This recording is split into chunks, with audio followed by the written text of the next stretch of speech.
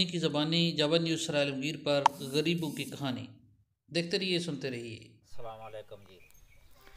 तो सर असी बहुत गरीब आदमी हाँ। कल ना आटा 2 दिन हो गए सी, आटा कौन सी लभदा पिया।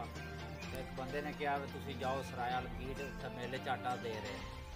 उत्थे गए हाँ सुबह, पहला शामी मैं गया कोई 2-3 बजे। उन्हें कहा जी आटा खत्म हो गया, तुसी कल आवियो 10 बजे। मैं 10 बजे गया उत्थे ना सुबह, फिर मैं टाइम नाल गया, बंदे रश पै जाना, लैन आने से भाई लगनी है तो बहुत रश पै जाना। मैं सुबह 7 बजे उत्थे पुज गया, तीसरे नंबर पर मैं खड़ोते अस चौथे जगह जिसलै ना जी 10 बजे बंदा आया। उआं सबको फैक्ट्री वाले सारे 8 बजे शुरू होने, 10 बजे आया वो बंदा। 10 बजे के जी 10 तो भी उपर हो गया टाइम। उत्थे असी बह के जनाब जीरा पर्चियां दित्तियां ने जी 20 किलो आटा जी, नहीं जी 25 वाला है तो 10 वाला। मैं कहा जी 2 गुत्थियां चा दो, एक 25 वाला चा दो, एक 10 वाला चा दो।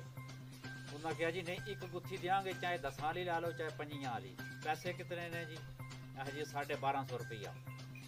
मैं कहा जी एक चा दो तुम, फिर 12.5। कल्ला का आटा ही कोई सी लभदा, कौन सी कितों। उन्हें एक गुत्थी लैके उन्होंने को मैं वापस आ गया।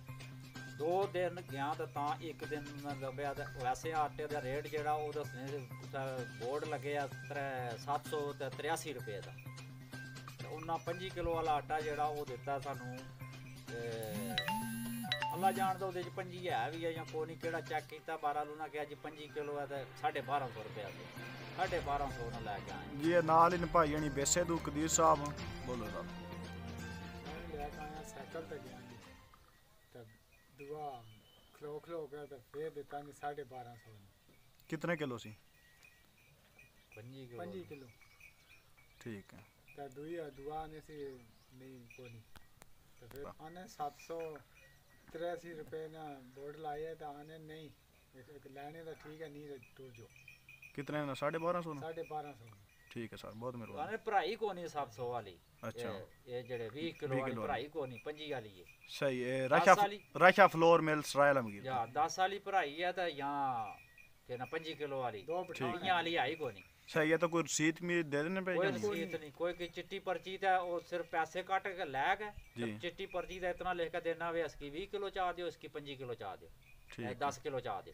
बहुत ज्यादती हो रही है गरीब आवाम। 21 जिस 10 ने पैसे देने उसने 10 लेने पे, 21 दे रहे 10 390 का 10 किलो। तो 25 किलो वाली जी 1250 ने। दिहाड़ी वाले बंदे असी दिहाड़ीदार बंदे आ जी।